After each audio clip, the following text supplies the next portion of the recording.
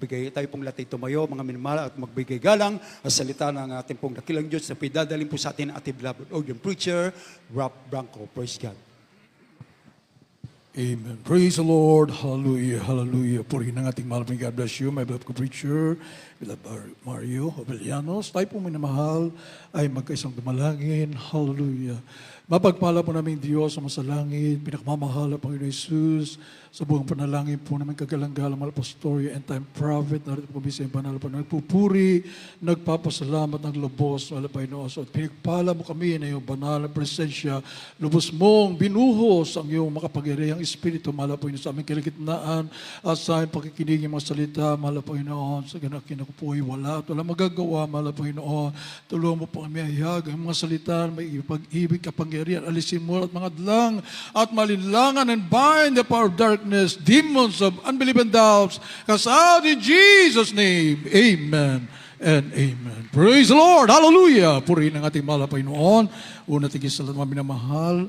At tayo po muli ay nagbibigay ng pinataas na pagpupuri, pagluwalhati, pagsamba sa isang Diyos sa buhay, punong-puno ng pagmamahal sa atin. At pinakamamahal na Panginoon Jesus na namatay sa krus ng Calvary po tayo po tubusin sa ating mga kasalanan. Thank you so much, our loving God, our dearest Jesus. Hallelujah. We give the all honor to our beloved noble parents in the Lord who are already in heaven.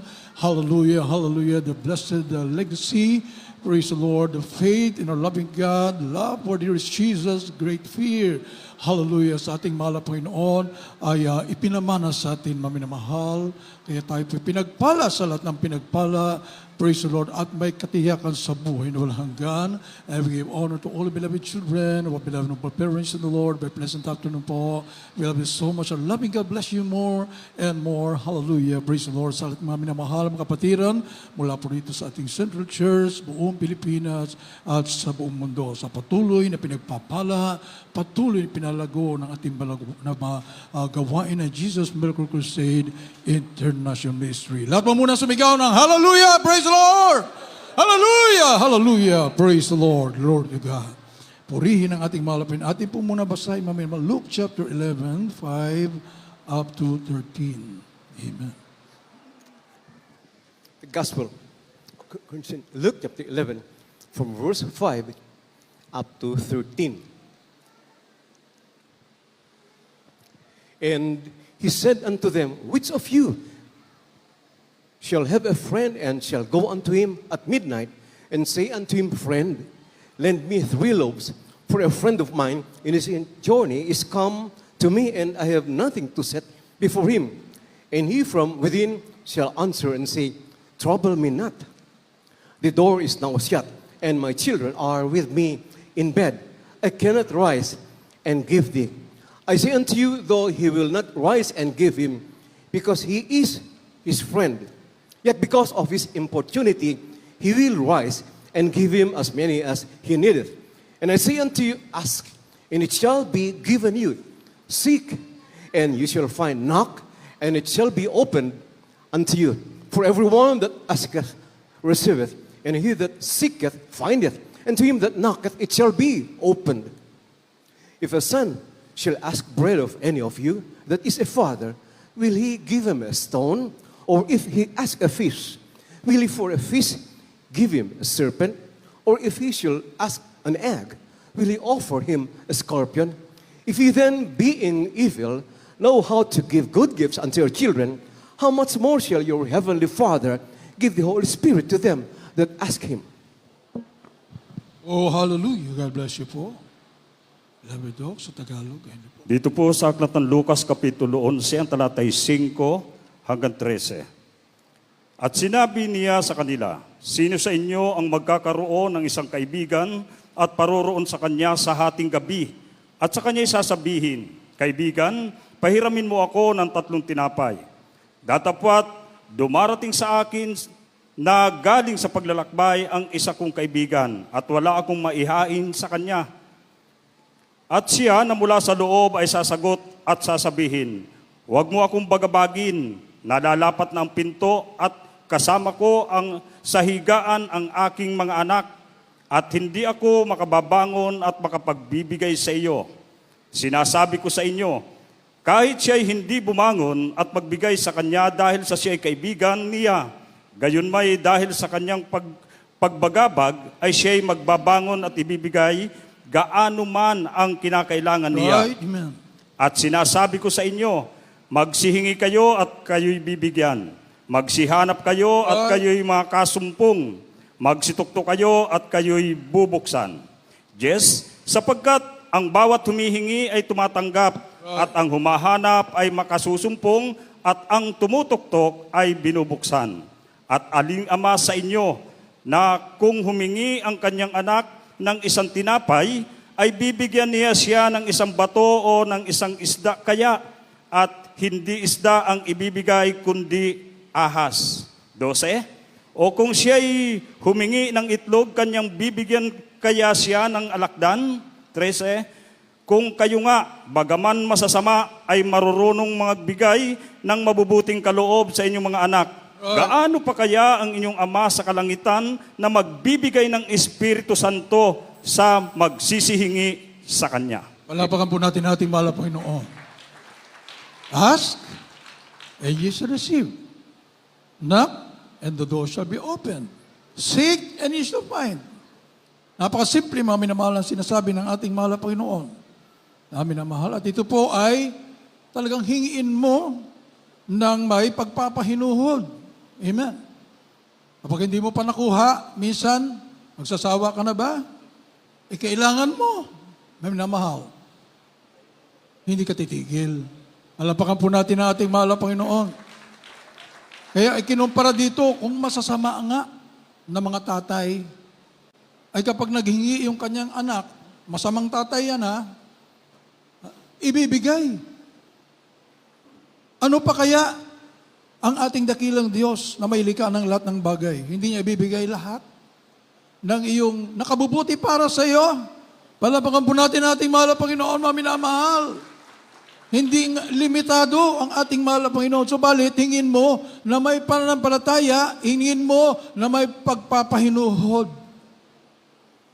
Amin na mahal. Katok ng katok. Ayaw pagbuksan. Hindi siya, ayaw, titigil na ako kasi ayaw kong pagbuksan. Hindi po. O bandang uli, binuksan din dahil tuloy-tuloy ang pagkatok. Palapakan po natin ang ating mahal na Panginoon. Hindi tumitigil. Amin na mahal. Hindi nagsasawa. With importunity, mami na mahal, may pagpapahinuhod. Magtiyaga tayo sapagkat ibibigay at ibibigay ng ating mahal na Panginoon. Hindi ka magsasawa. Amen. Buhay ang Diyos. Hallelujah. Mabait ang ating mahal na Panginoon. Ikinintal na yan sa puso natin ang ating kagalang-galang magulang sa mahal na Panginoon. Simulat pa ng sa pula mangaral ang ating kagalang-galang magulang sa mahal na Panginoon. Mabait ang ating mahal na Panginoon. Mabuti ang ating mahal na Panginoon. Pag yung ama na masama, pag humihingi yung anak niya ng itlog, unang pagkain, bigyan niya ba ng ahas? Amen. Maminamahal, hindi po. Ang ibibigay niya, pagkain talaga. Masama yun na tao. Ang ating mahal na Panginoon, walang kasamaan ni katiting. Puro kabutihan ang taglay ng ating mahal na Panginoon. Siya po, maminamahal, ang embodiment. Ano bang ibig sabihin niya, maminamahal sa Tagalog? Ng kabuuan ng kabutihan. Walang hanggang kabutihan, walang hanggang pag-ibig, walang hanggang pagpapatawad, walang hanggang biyaya. Palapakan po natin ang ating mahal na Panginoon na ikahihingi ng mabuting bagay, na ipagkait sa iyo ng ating mahal na Panginoon. He will never withhold anything that is good for you. Ano man ang bagay na kabubuti sa iyo, ibibigay at ibibigay ng ating mahal na Panginoon. John chapter 6, 26 and 27.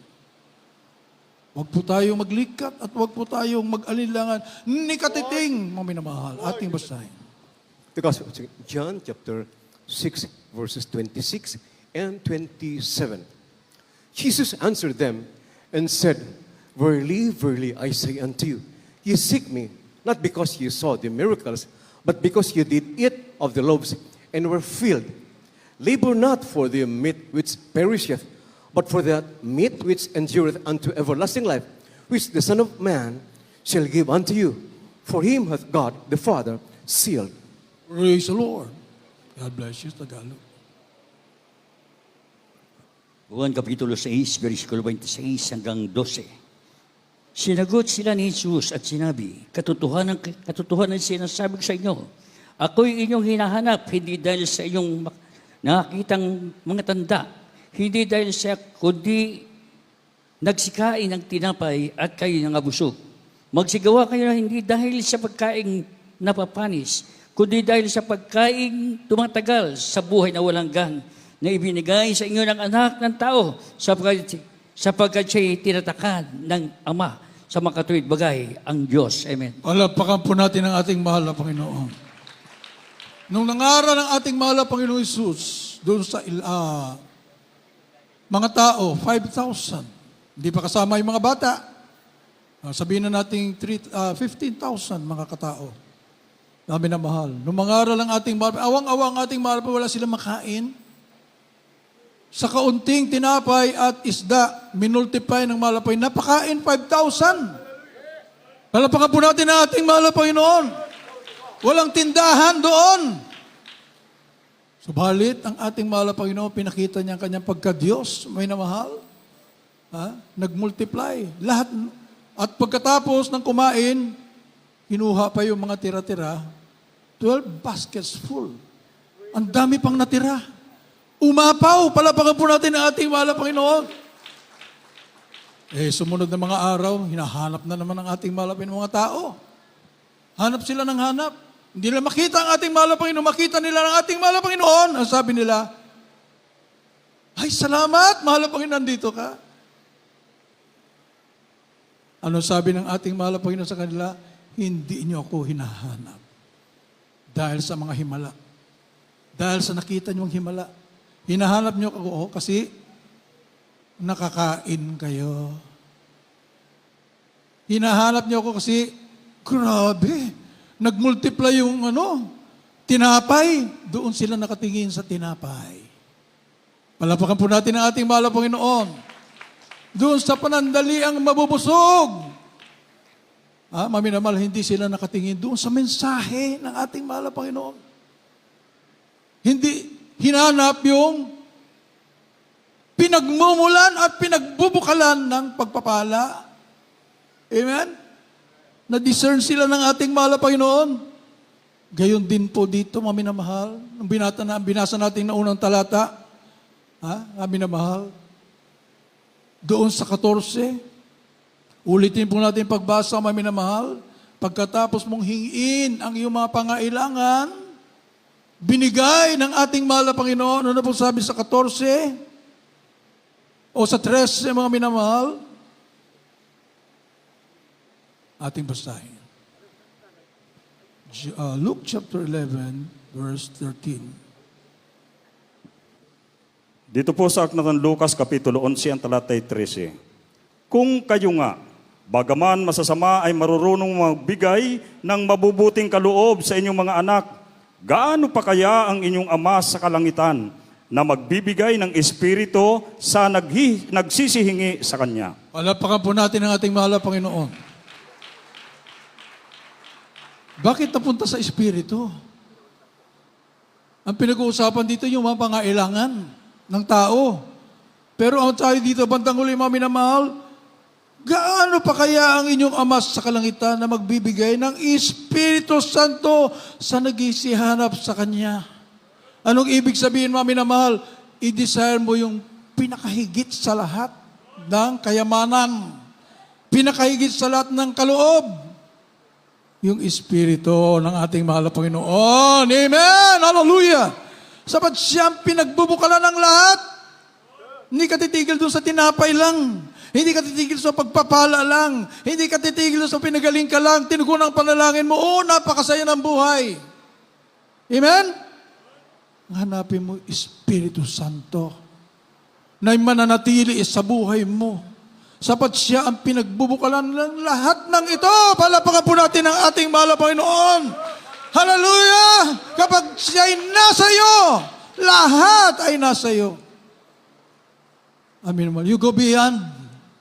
sa mga bagay na mga para lang sa mundong to.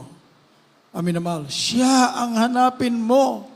Ang sabi po dito sa banal na kasulatan, mga minamahal, kapag nasa iyo na ang ating malapay, nasa iyo na ang lahat. Ano makukuha natin sa Espiritu ng ating malapay? Sa Espiritu Santo, mga minamahal. Anong kayang ibigay? Lahat. Palapakan po natin ang ating mahal na Panginoon. Sa Galatians chapter 5, verse 22 and 23. Sa Acts chapter 1, verse 8. Sa Luke chapter 10, verse 19 and 20. Zechariah chapter 4, verse 6. John chapter 14, verse 26. John chapter 16, verse 13. Ama, minamahal. Kung hindi man natin mabasa lahat-lahat ng yan. Sa ngayon, dahil kulang tayo sa oras, palapakan po natin ang ating mahal na Panginoon. Ay lahat. Imagine, ibigay sa iyo ang fruit of the Spirit. Kapag nasa iyo yung Espiritu Santo, maminamahal, ang dami naghahanap ng kapayapaan ngayon. Nagkagulo ang mga tao. Pinagkaapalahan kung paano lalong yumaman.